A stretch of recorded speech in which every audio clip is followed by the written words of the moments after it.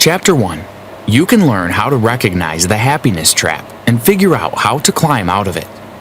A growing body of scientific research suggests we are all caught in a powerful psychological trap.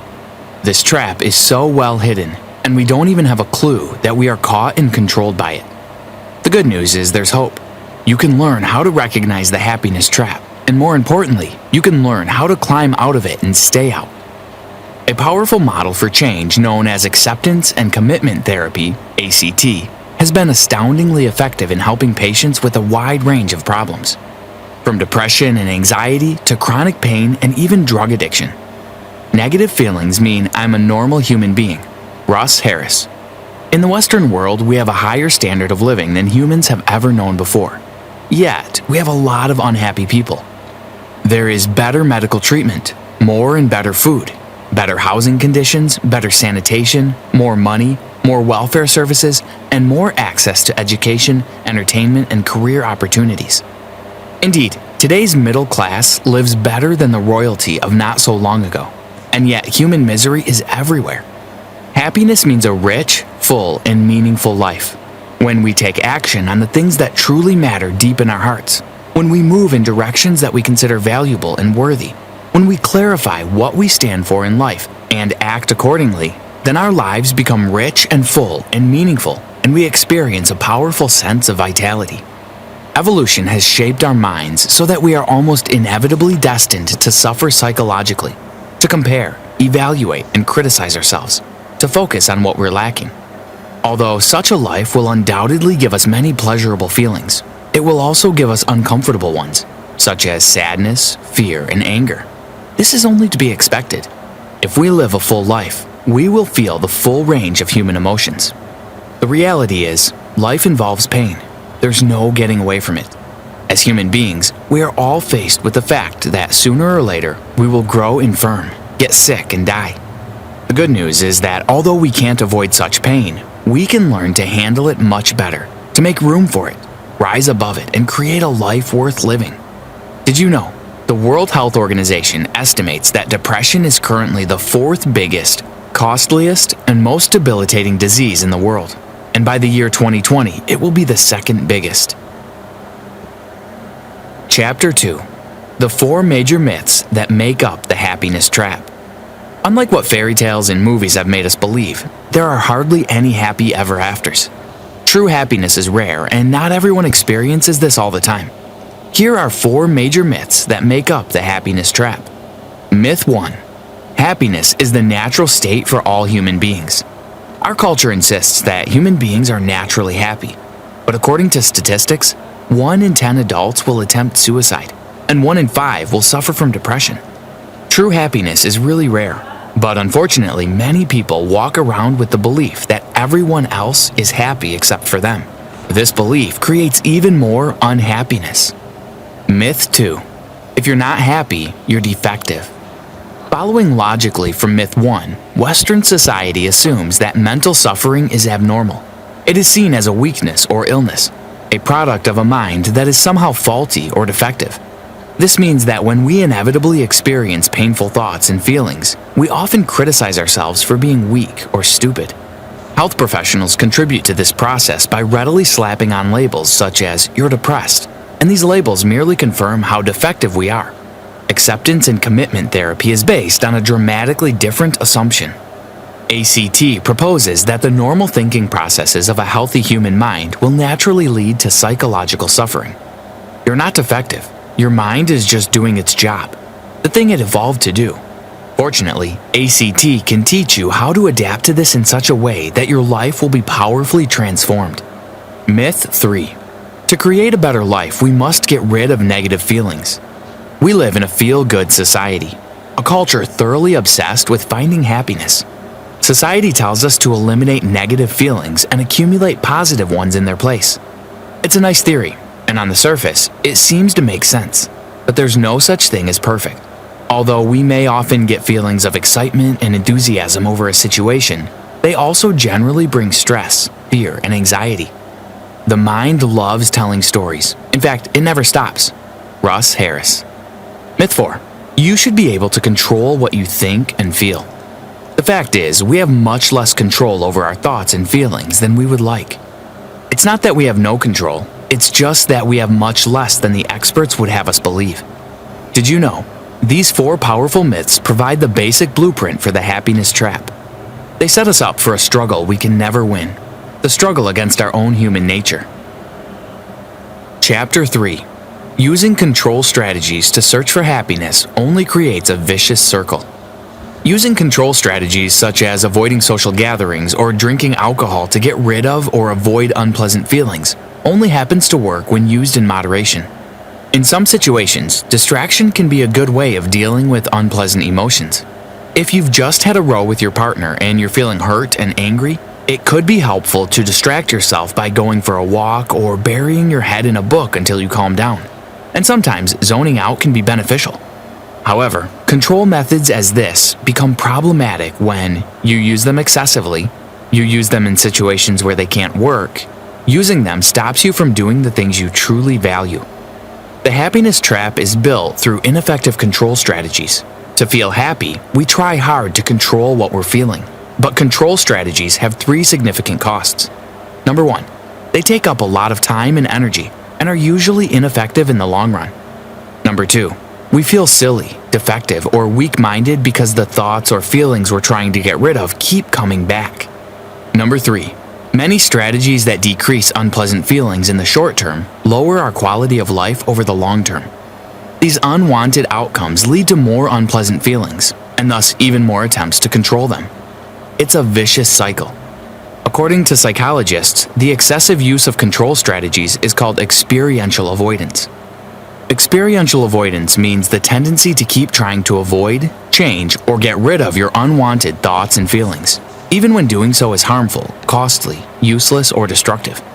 Experiential avoidance is a major cause of depression, anxiety, drug and alcohol addiction, eating disorders, and a vast number of other psychological problems. So here is the happiness trap in a nutshell. To find happiness, we try to avoid or get rid of bad feelings, but the harder we try, the more bad feelings we create. You can escape the happiness trap by increasing your self-awareness. Notice all the little things you do each day to dodge, change, or blot out unpleasant thoughts and feelings.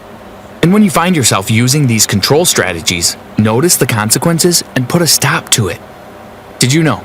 Many women are reluctant to tell even their closest friends that they are feeling depressed or anxious, or not coping in some way, for fear of being judged weak or silly. Our silence about what we are really feeling and the false front we put on for the people around us simply add to the powerful illusion of control. Chapter 4. Using the 6 core principles of ACT, you can overcome negative feelings. Principle 1. Diffusion. Diffusion means relating to your thoughts in a way so they have much less impact and influence over you. As you learn to diffuse painful and unpleasant thoughts, they will lose their ability to frighten or depress you. When you learn to diffuse self-limiting beliefs and harsh self-criticisms, they will have much less influence over your behavior. Principle 2. Expansion. Expansion means making room for unpleasant feelings, sensations, and urges, instead of trying to suppress them or push them away. As you open up and make space for these feelings, you will find they bother you much less, and they move on much more rapidly, instead of hanging around and disturbing you. The ACT term for this is acceptance. Principle 3. Connection. Connection means living in the present, focusing on and engaging fully in whatever you're doing. Instead of dwelling on the past or worrying about the future, you are deeply connected with what is happening right now. The official ACT term for this principle is contact with the present moment. Principle 4. Observing self. The observing self is a powerful aspect of human consciousness, which has been largely ignored by Western psychology until now. As you learn how to access this part of yourself, it will enable you to further transform your relationship with unwanted thoughts and feelings. Principle 5. Values. Clarifying and connecting with your values is an essential step for making life meaningful. Your values are reflections of what is most important in your heart and what sort of person you want to be, what is significant and meaningful to you, and what you want to stand for in this life. Your values provide direction for your life and motivate you to make important changes. Principle 6. Committed action. A rich and meaningful life is created by taking action, but not just any action. It happens through effective action, guided by and motivated by your values. And in particular, it happens through committed action. Committed action is shorthand for committed, effective, valued action. Did you know? Practically thanking your mind aids diffusion and helps you free your mind from the tyranny of negative thoughts. Chapter 5. We're always experiencing emotion of some sort. They can be controlled. Our emotions do not control our behavior. For example, you can feel angry but act calmly. You may tend to shout, grimace, clench your fist, or lash out physically or verbally, but you don't have to. The vast majority of our actions can be controlled, provided we are consciously aware of them. The idea that emotions control your actions is a very powerful illusion. Emotions are like the weather. They're always present and constantly changing. They continually ebb and flow, from mild to intense or pleasant to unpleasant. A mood refers to the general tone of emotion across a period.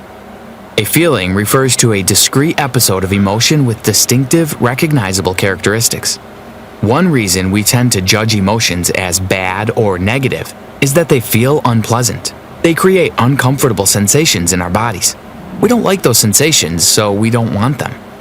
ACT encourages you not to judge your feelings and to see them for what they are, a stream of constantly changing sensations and urges, continuously passing through your body. Just because some of these sensations and urges are uncomfortable doesn't mean they're bad. Any diffusion strategy can help you deal with unhelpful thoughts about your feelings. The struggle switch. Our struggle switch is like an emotional amplifier. Switch it on and we can have anger about our anxiety, anxiety about our anger, depression about our depression, or guilt about our guilt. The more we fight difficult feelings, the more they smother us. Our thinking self-created the struggle switch by telling us that uncomfortable feelings are bad or dangerous, that we can't cope with them, that we are defective or damaged for having them, that they will take over or overwhelm us, that they are ruining our life, or that they will hurt us in some way. If we fuse with these stories, the switch goes on, and we perceive uncomfortable emotions as a threat. Expansion helps you to stare down your demons. Practicing expansion helps us to sidestep our thinking self, put aside its unhelpful comments, and connect with our emotions through the observing self.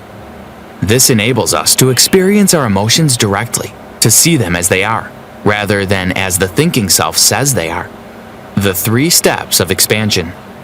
The 3 basic steps of expansion are: observe your feelings, breathe into them, allow them to come and go. It is not easy, but it is worth it. Did you know? By making room for your feelings and willingly feeling them, even though you don't want to, you'll change your relationship with them. They'll become much less threatening and will have much less influence on you. They'll take up much less time, energy, and attention. Chapter 6. Every emotion gives you the impulse to act in a certain way. This impulse is called urge. You may not be aware of it, but your urges affect certain parts of your body far more than others. It all depends on which part of your body is preparing for action. If you pay attention to your body, you can feel these preparations taking place. You can deal with an urge in one of 2 ways: act upon it or not act upon it.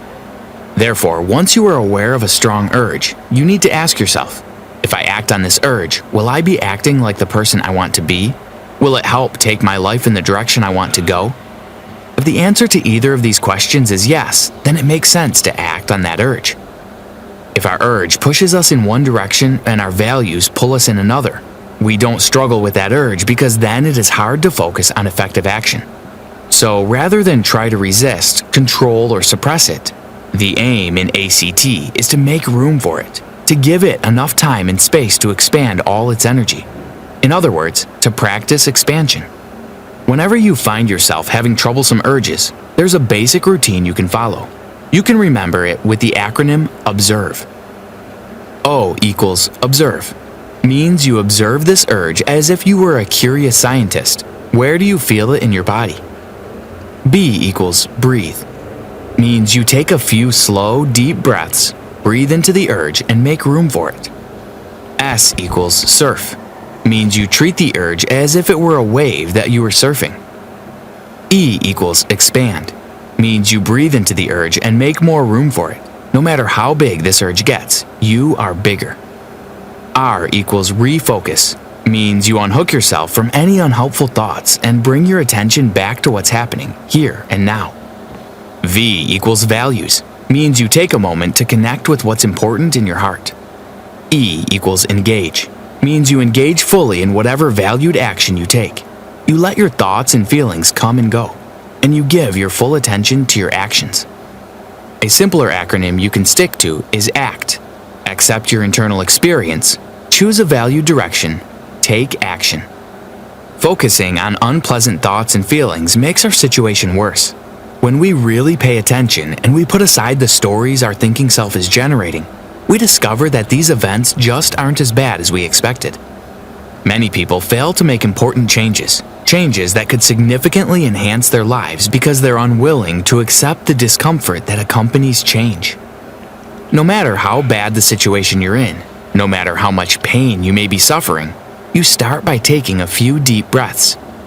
Taking a few deep breaths during a crisis gives you valuable time to get present, to connect to what is happening and how you're responding, and to think about what effective action you can take. Breathing to connect will often give rise to nice feelings such as calmness or a sense of relief. However, when breathing to connect, allow yourself to feel whatever you're feeling. Make room for those feelings. You don't have to like them, just let them. Did you know, besides urges associated with emotions, we feel the urge to eat, drink, sleep, have sex, or get some exercise. Addictions typically give rise to extremely powerful urges to gamble, get high, or get drunk. Chapter 7. Connection means being fully aware of your here and now experience and being interested. Connection happens through the observing self. It involves bringing our full attention to what is happening here and now, without getting distracted or influenced by the thinking self. The observing self is by nature non-judgmental. It can't judge our experience because judgments are thoughts and therefore a product of the thinking self. The observing self doesn't get into a struggle with reality. It sees things as they are, without resisting. It's only when we start judging things as bad or wrong or unfair that we resist them. Our thinking self tells us that things shouldn't be as they are, that we shouldn't be as we are, that reality is in the wrong and we are in the right.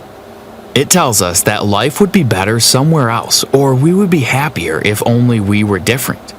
Thus, the thinking self is like a pair of dark goggles that dims and obscures our view of the world, disconnecting us from reality through boredom, distraction, or resistance. Tuning into your observing self is very simple to do.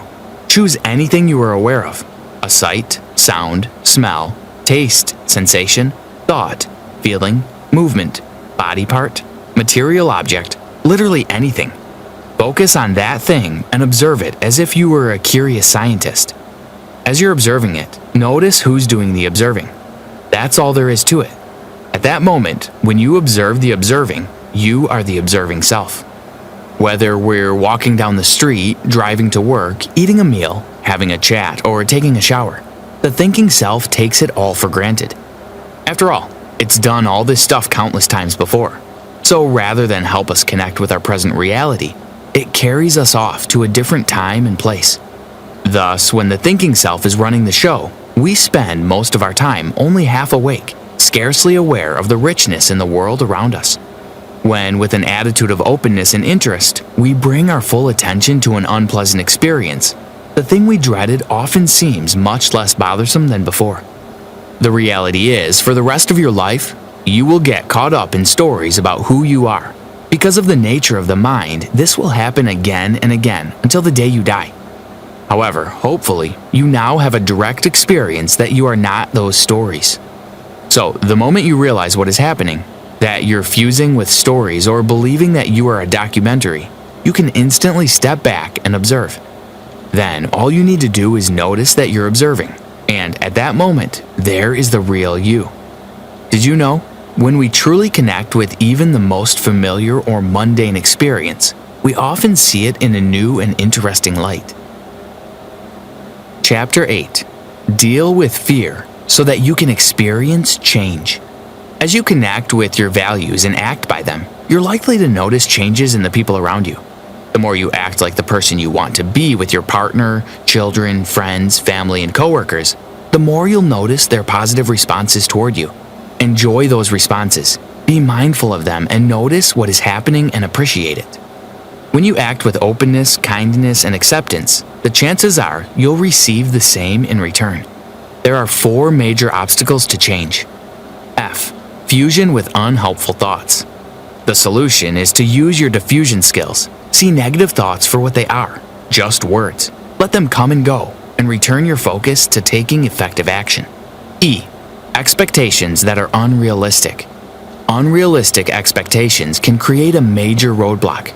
If your goals are too ambitious, or there are too many of them, you'll feel overwhelmed and will probably give up or at least put it off for another day. If this has happened to you, the solution is to break your goals down into smaller bites, then do it. FEAR. Fusion, expectations, avoidance, and remoteness. When fused with unhelpful thoughts, the demons on our boat grow bigger and nastier. A. Avoidance of uncomfortable feelings. The more you try to avoid unpleasant feelings, the harder it will be to make important changes. R. Remoteness from your values. It is not enough to clarify your values. You need to connect with them. You need to know what's important in your heart and remind yourself regularly. And you need to make sure your goals are in line with those values. Doing this will provide you with motivation, inspiration, and meaning. But if you're remote from your values, it's all too easy to lose heart, give up, or get sidetracked. The more remote you are from your deepest values, the more your goals seem pointless, meaningless, or insignificant. Observing this doesn't do much for motivation. The solution? Connect with your values. If you haven't already done so, write them down. Read them through and change them as required. Share them with someone you trust. Reread them on a regular basis. First thing in the morning, mentally go over them. At the end of each week, take a few minutes to check in with yourself and ask, how true have I been to my values? Did you know, no matter what sort of problematic situation you encounter, there are only ever 2 sensible courses of action. Accept it and take effective action to improve it. Conclusion. We must realize that making mistakes is inevitable. Life involves pain, but we must embrace the opportunity in our difficulty to choose to grow. Whatever you attempt to do, you'll get the best results when you focus on what is in your control, which is mainly 2 things: your actions and your attention. The whole purpose of this book is to help you escape from the vicious cycle of the happiness trap and to live a full and meaningful life, instead of basing your existence on chasing good feelings and avoiding bad ones. Of course, in a full human life, you will experience the full range of human feelings. You will be doing yourself good if you willingly make room for them all. Try this. How to escape the happiness trap. Increasing your self-awareness is the first step. Notice all the little things you do each day to dodge, change, or blot out unpleasant thoughts and feelings. And when you find yourself using these control strategies, notice the consequences. Keep a journal or spend a few minutes each day reflecting on this. The faster you can recognize when you're stuck in a trap, the faster you can lift yourself out of it. Does this mean you just have to put up with bad feelings and resign yourself to a life of pain and misery? Not at all. It is to take away their power so they can't hurt you. Rise above them instead of getting crushed by them. And to let them go rather than struggle with them. With this, you will see them in a new light, so they cease to be the frightening phantoms of old.